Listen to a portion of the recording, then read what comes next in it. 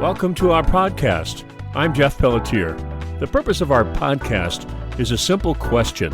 Why is Israel important? Over the next many episodes, my partner Neil Johnson and I will seek to answer this question. There are just barely over 14 million descendants of Abraham, Isaac, and Jacob in the world today, and about 5.5 million of them live in Israel. The rest are scattered across and among the nations. For the sake of our podcast, Israel is both a country and a people. Welcome back, folks, to Israel.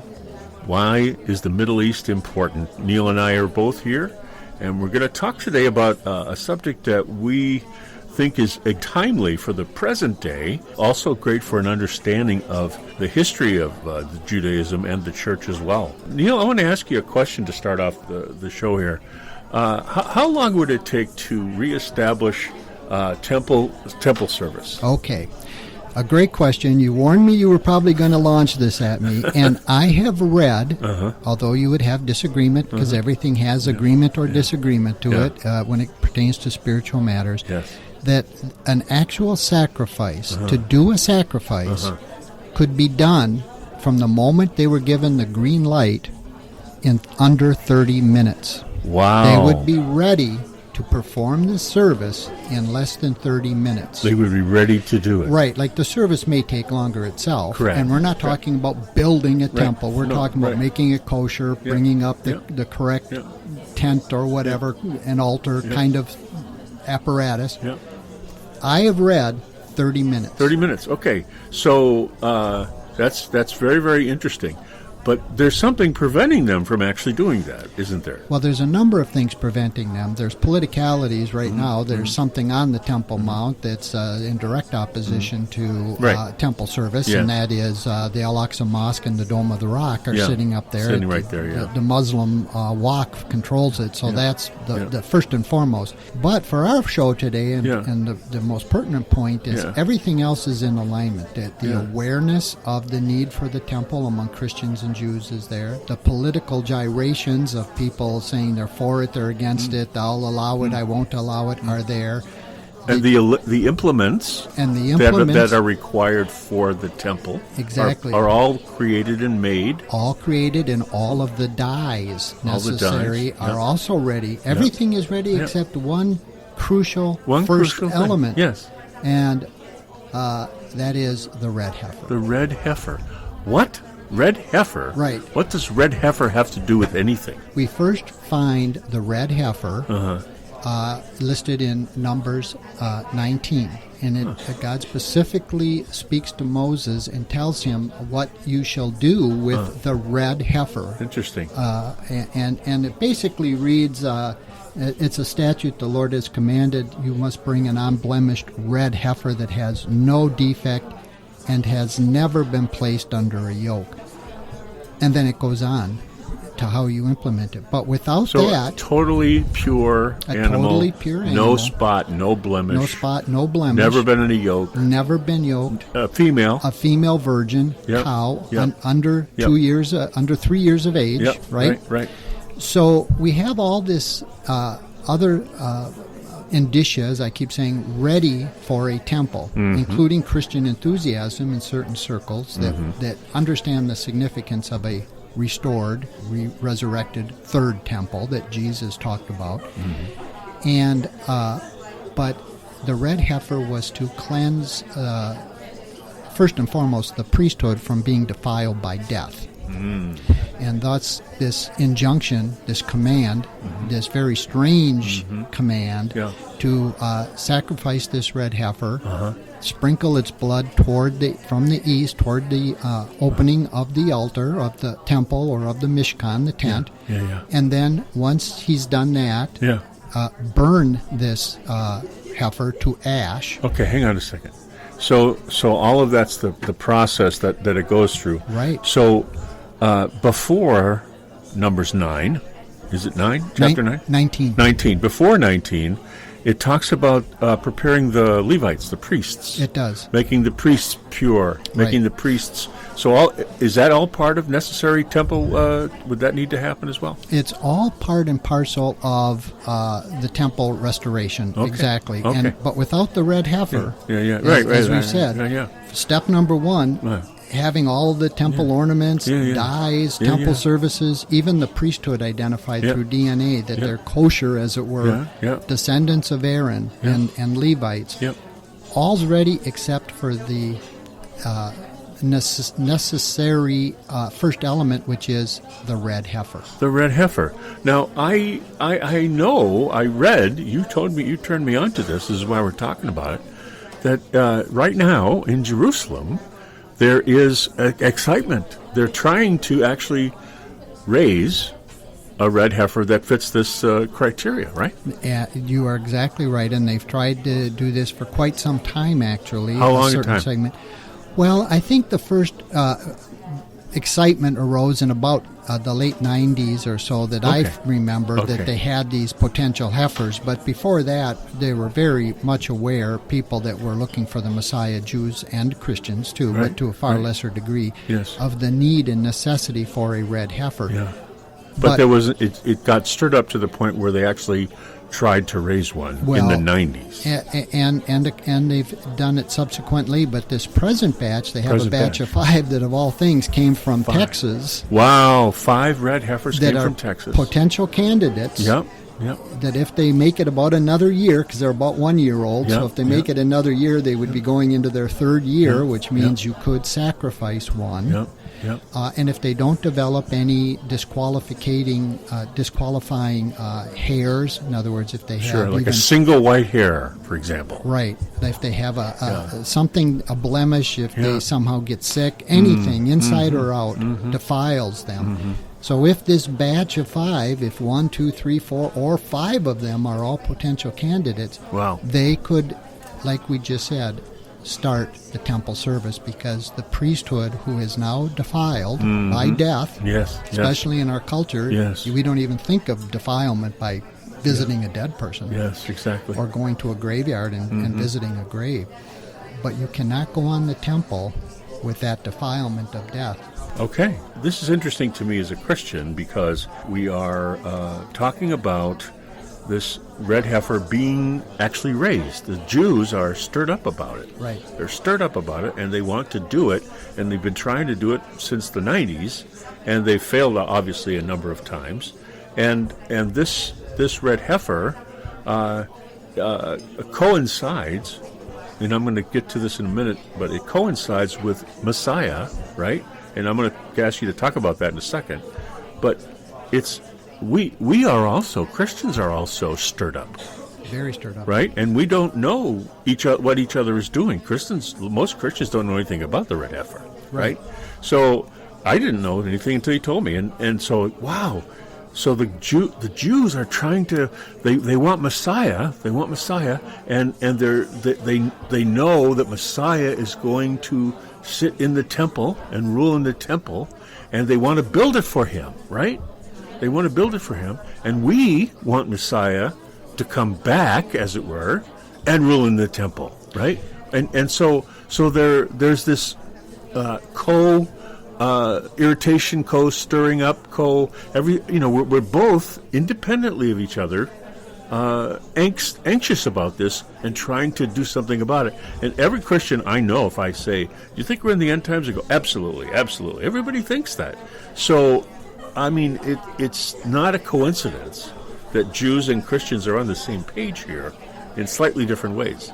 Oh, that's exactly right. And just to bring total clarification on this, many of the Jews are not looking for the Messiah per se to have the temple restored. They are looking at it as a duty that is upon the Jews for God. It is God's temple. Oh, yeah. In order to have a temple service, they have to have. Right. So we as Christians, of course, we believe from the New Testament that they are one and the same in a very mystical fashion.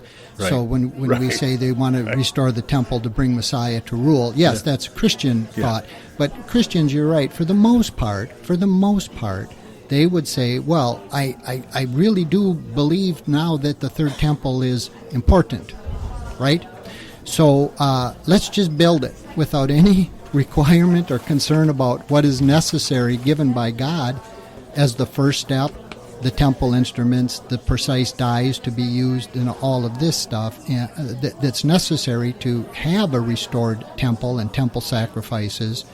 And that's where it becomes a bit, should we say, novel, in that you tell them that the first step before all of that, which we just said, all of it is ready, basically, except for the red heifer, and of which now we have 5 potential candidates.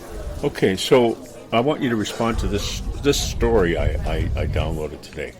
The story goes that a non-Jew named Dama ben Natina was visited by people from the temple seeking a gem, believing that he had, which was necessary for the high priest's ephod or breastplate. When they appealed to him, and despite the offer of a large sum to do so, he refused. His father was sleeping on the key to the box holding the gems when the guests from Jerusalem arrived, and he did not want to disturb his dad. As a reward for honoring his father, a red heifer was born into Ben Natina's herd the following year, and he was able to sell it for the equivalent money he would have earned had he sold the gems. Right, originally. Is that the first red heifer? Well, that's what they call midrash. That's a story they give to. Yeah. They're similar to parables, so it's a midrashic story. And basically, it's just honor your father and mother above this other. And even if you do the first thing first, eventually it will all work itself out. So it's a midrashic story. Now, for our purposes, though, we're not talking midrash or parable or parallelisms here. We're talking. We have 5 actual candidates sitting in Israel, shipped by Texas ranchers fairly recently in Israel, waiting to see if they will become acceptable candidates. The red heifer, or that they need right now. That they need. This will be number 10.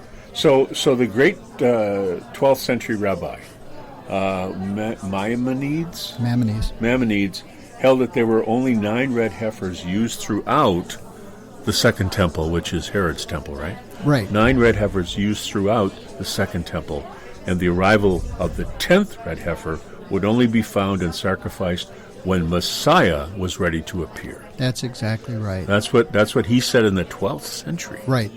Yeah, and Jews and Christians see different nuance in the red heifer, of course, but the significance is great. Right. All the same, which is what I alluded to a second ago.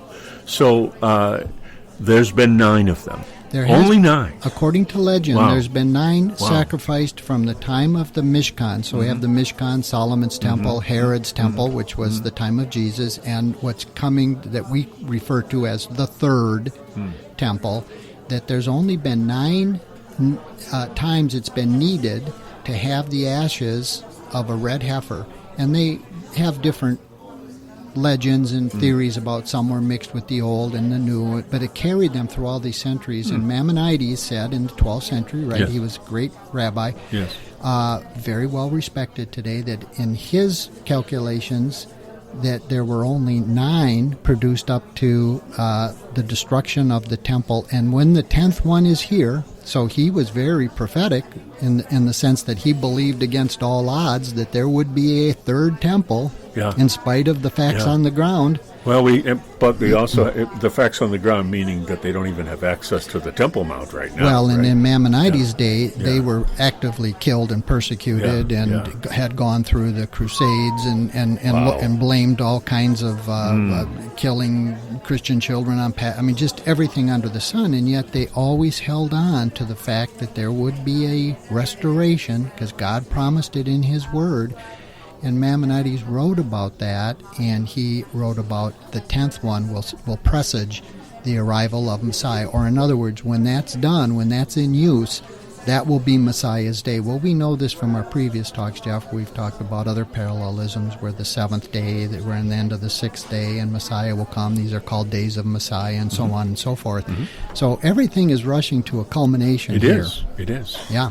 And so yeah, we talked about, just to review the Jewish calendar, on the sixth day, Messiah will show up, right? Right, that's correct. The year 6,000. Right. Because with God, a day is like 1,000 years, right? Right. So on the sixth day, or the 6,000th year, Right. Messiah will come, Right. according to the Jewish calendar. Right. And we are 58, depends on which calendar you told me about. Right. But we're very close. We're very, very close, especially if you consider how the calendars have been somewhat manipulated over the years. And if you also consider the fact of the cusps when he came the first time. But these are called, according to ancient rabbinic designations of these epoch of times, these are called Yomim Shel Mashiach, days of Messiah. Days of Messiah. So it's all of this is not just happenstance. And here we are talking in this program about a very obscure chapter, very obscure reference to the necessity of a red heifer. And that begs us, Jeff, to say, okay, there's all kinds of parallelisms here, but where have we ever seen a cow before? Oh, don't tell me. Wait, Mount Sinai. Mount Sinai. And where did this red heifer injunction to kill one come down? Also at Mount Sinai. In other words, in Exodus 32, we can read about the golden calf. The Moses golden calf, came down, yes. and they had made this golden calf. Yes, And in the same way that it was to be burned, killed, if you Yes, were, yes, sacrificed, yes. if you will, Wow. the golden calf made of human hands, Wow.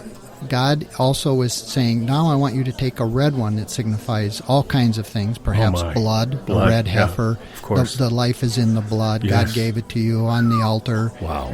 All of these parallels. And he said, I want you to, Moses told the people, now that I put this in water, I want you to drink it. So in other words, they consumed their sin. Hang on a second. You got to go slower for me here. Okay. So the red heifer Right. is an undoing of the sin of worshiping the golden calf. That's how many people connect it. Yeah, and it makes sense to me. Right, that's what you okay, want to do. an undoing of that sin, which how many people died from that? Right, and there was After a that? plague, and we Yeah. can read right before in chapter 16 Yeah. of Numbers that just Yeah. presages Yeah. this verse of the red heifer. There was 14,700 men plus 250 men who did the offering. Yeah. So we have darn near 15,000 people dying. Wow. God never came to bring death, he came to bring life. So Life, that's what right. the red heifer is undoing, is the whole death. Yeah, the whole thing. The right. whole thing. Yeah, that's really cool. Which is what our whole topic of the Bible is about. We always say that. What is the subject? The subject is one. The subject is restoration, redemption, the Redemption. gula, bringing you back. There are many topics and themes, Yeah. and the red heifer is one, but it all fits under how do we get back to what was tricked out of us by what we call the serpent or the devil. Yeah, it's amazing. So yeah, the going back to Eden, even right. Eden was everything was great. Everything was great. Then they had a problem. Then They we had did a a wrong problem. thing. Yeah. And they got thrown out. Right. And so that mistake, right? God set a plan in place to redeem mankind or humankind, right, from that sin. The right? undoing. The undoing. Right, Right. exactly. And so now we've also talked about this in previous shows. Right. About types. Right. Right? So here we have the golden calf is symbolic or a type of idolatry, right? Okay, it's actual idolatry, right? And now the red heifer is an undoing of that. And taking something that's similar, Yep, but slightly different, yep, and it's undoing Yep. what the Israelites did. They brought death, yep. and Moses had to intercede for the people on Sinai to God when he, discovered or verified that they were worshiping. Yeah. And by the way, the Hebrew makes it clear that it's pretty obvious there was connotations at least of a lot of sexual impropriety going on at the same time, which was all part of the Near Eastern worship of these bulls, of these cows, of these heifers, Wow. of which there are many types in the Middle East, and God is undoing it with this red heifer, and there's plenty of symbolism to show why and how, and one of which is, of course, you had to be sprinkled with the red heifer's ashes and living water, ma'im hamim, living water. And there's something else in the water. Well, what they, else? they What put else is cedar, cedar, hyssop, and some kind of a red dye substance that the Temple Institute has recreated. It's already done. So again, we're just back to what's unlike Wow. Christianity, who just says maybe let's just build the temple, let's just build one. Yeah. Well, there's steps, there's order. Yeah. And God is big on order. Yeah. And we can read about before the red heifer, chapter 19, like you said, there's all this other stuff going on. There was the golden calf made by human hands, and God had to intercede on their behalf, not to wipe them all out. Mm-hmm. He said, lest Egypt say, you're done with them. It sounds like replacement theology, right? Mm-hmm. God's done with the Jews. Really? Right. So it sounds very close, but Yeah. Egypt was also the world, and that's what the world says. God's done with the Jews. It's us Christians now. Replacement theology. Replacement theology. So we're going to post a video on our Facebook page that is between a Christian and an Orthodox Jew, and where the red heifer is talked about, Yeah. right? But the other thing that's really cool for, I think, our audience is to observe a Jew and a Christian in civil discussion Right. about the Bible. Right. Right. It's very, very, I think it's a very powerful, we've just talked about it a few minutes here, and it's a powerful, powerful demonstration of what can happen, Right. okay? And one of the things that I noticed is we talked about the belt buckle and the belt. Right. That Israel is the belt and Jesus is the buckle. Right. And we have the buckle Right. and the Jews have the belt. Yeah. And our pants are down because we can't join them together. And both of us think we're like the emperor's new clothes. We both are fully clothed. Yeah. We've talked about this before. And so it's evident for me as I was watching the video that that's exactly right, because the Orthodox Jew, who's a very good man, a very wise man, very, very smart man, and the Christian, who's very wise, very smart, okay, and there are times when they would completely agree, and there was a time when you just said a minute ago where the Orthodox Jew said, "Oh, you said that to me 10 times, and I never got it till now," And then there was the time when the Christian man was making his really, really amazing point, and it blew right by the Orthodox guy because he was giving a Christian interpretation of a Jewish thing. Right. Right. And the Jew doesn't have that understanding. Right. And so it just is, to me, it was such a rewarding thing I thank you for that, to watch. And I just want to recommend it to our audience. Well, I think that we always have to remember as Christians that we have the New Testament writings and the Jews do not. They've basically rejected them for all kinds of historical reasons. But the New Testament writings are predominantly very apocryphal. They are end times. Before you go forward with that thought, and don't lose it, it's also true that we Christians look at the Old Testament and say the same thing. Right. We don't. That's past. It's past. We don't need that anymore. We don't need it. That's for them. Exactly. Now, maybe not our audience entirely, and, Right. and maybe with this restoration Yeah. that's happening, people are becoming far more aware, for good and bad. There's excesses Yeah. on both sides. Sure. But the idea of, I think it's important, Jeff, for just in your last comment, that we say again, all of these writings are Jewish in their concepts. Written by Jews. That's right. That all the Old Testament that is all the background, the layout of humanity. Yes, humanity. This is how humanity Yes. acts and reacts Yes. to things that are above their Yep. intellectual level in this dimension we're constrained by Yep. to understand. And yet God prepared Israel for Yes. thousands of years Yes. just so they would have the idea of the concepts, the people, the places, Yep. the sanctity, Yep. the reality of God in the spirit realm. Yep. And then, 400 years since the last prophet in the Old Testament or so, we have the New Testament writings, which by that time they became very apocryphal in their thought. And so we as Christians sometimes only focus on these apocryphal writings to the detriment of focusing on, wait a minute, thus the red heifer, that has to be first for this temple to happen. And so both have to happen. The buckle has to be used with the belt has to be lashed with the buckle, and thus you have Christians and Jews. Yeah, exactly. They're both necessary. Right. Both essential. Right. And that's true of the Old and the New Testaments as well. Right. And you get to the question of, Jeff, you asked me this before, and I've been asked this many times about many subjects that I might start talking to somebody, a friend that's maybe not a believer or not even clued in, and they'll say, why does it matter? So what? What does it matter? And as we've discussed, Jeff, all of these topics only matter if they matter to you. So in other words, if I'm a great painter, all painting matters. Don't you see the artwork and the beauty and what he's saying, composition, and the brush, color? And if you're a great musician, can't you hear that? Don't you see the beat and the math and the beauty? It doesn't. But if you're just basically somebody without any training in the arts at all, quite like myself, you might be tempted to say, what does it matter? Why would I want to go into what's the big deal? Museum to see that or this thing? It doesn't matter. But if to our audience this matters, in other words, Messiah is coming. Yes. God is true and real. Yes. We see the chaos in our age. There's going to be a rebuilt third temple. Yes. This idea of the red heifer as the necessary prerequisite to all the rest that's in place and becoming more aligned as we go every day as a necessity. And we don't just dismiss it because our New Testament documents are now apocalyptic and we think, well, who cares? Just build a temple. Just do it. Just do it without any sense of how to do it. Yeah, or the process, as you and that's the thing about what the Jews can bring to us. They, in Christian circles, we call it liturgy, right, which is service in Latin.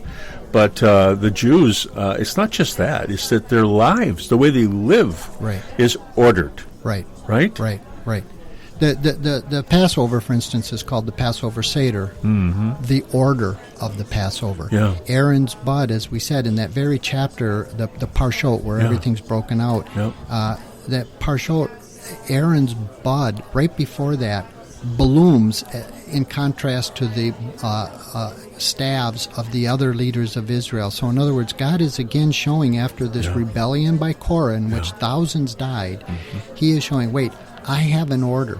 Aaron's bud bloomed. It developed almonds and so on. None of the other staffs did. God is showing in not just by bringing judgment of death, but also of favor, which is also a parallel picture of someday we as Christians, we also hope to live in a land of blooming and sustenance and goodness.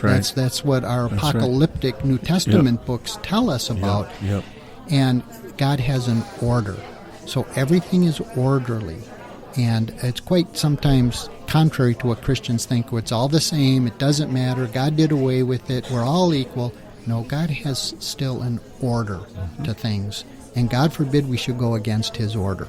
God forbid. I think there's a price to pay, right? Right. For going ahead of God. Right. And even in our daily lives, there's a price to pay for being ahead of God. Right. We're told in the New Testament to keep in step with God. Right. And that's what Jews focus on. Right. Keeping in step. It's an ordered life. The correct order of the priesthood and so on. Now, of course, we have a different priesthood and so on, and we understand that, but it doesn't do away with the originating priesthood that God gave.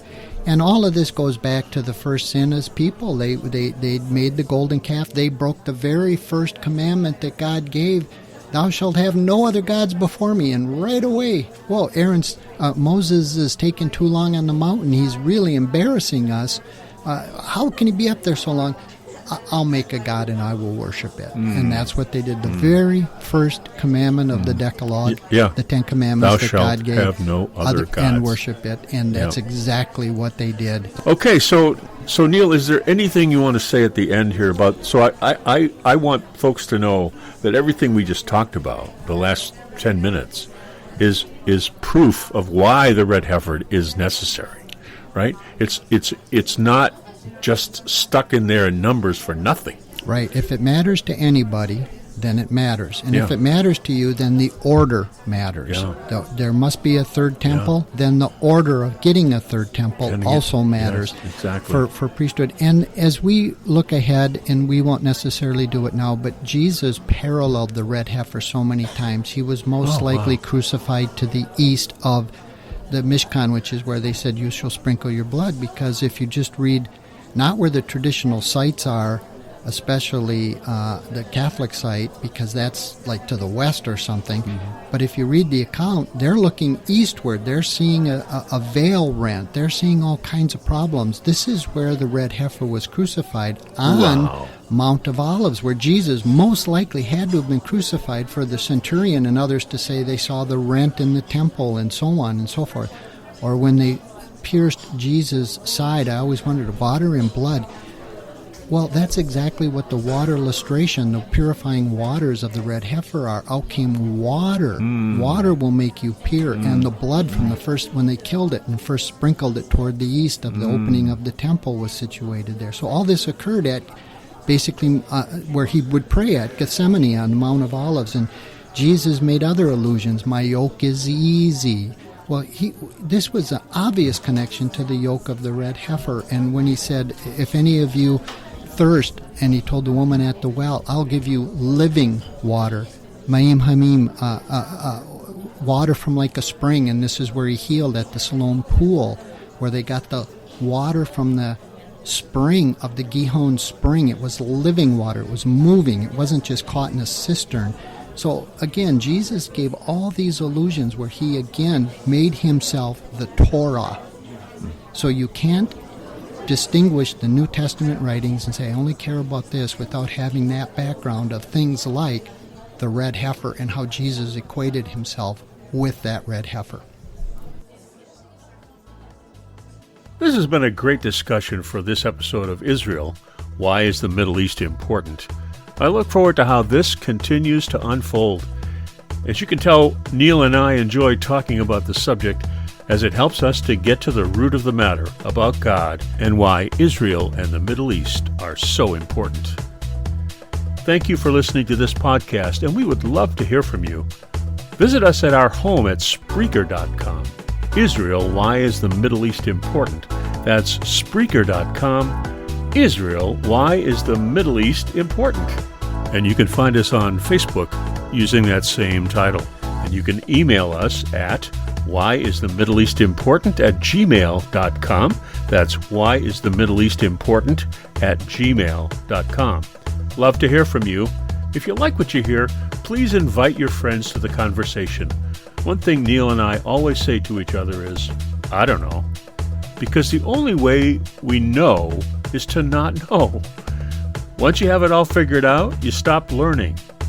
And that state of mind is what helps us to learn and grow. We invite you into that journey with us. From Neil Johnson and me, Jeff Pelletier, shalom, and see you next time.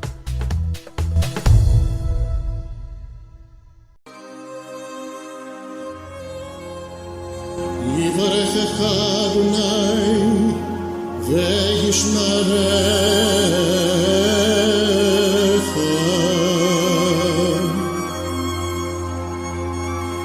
יאיר אדוני פניו אליך ויחונך,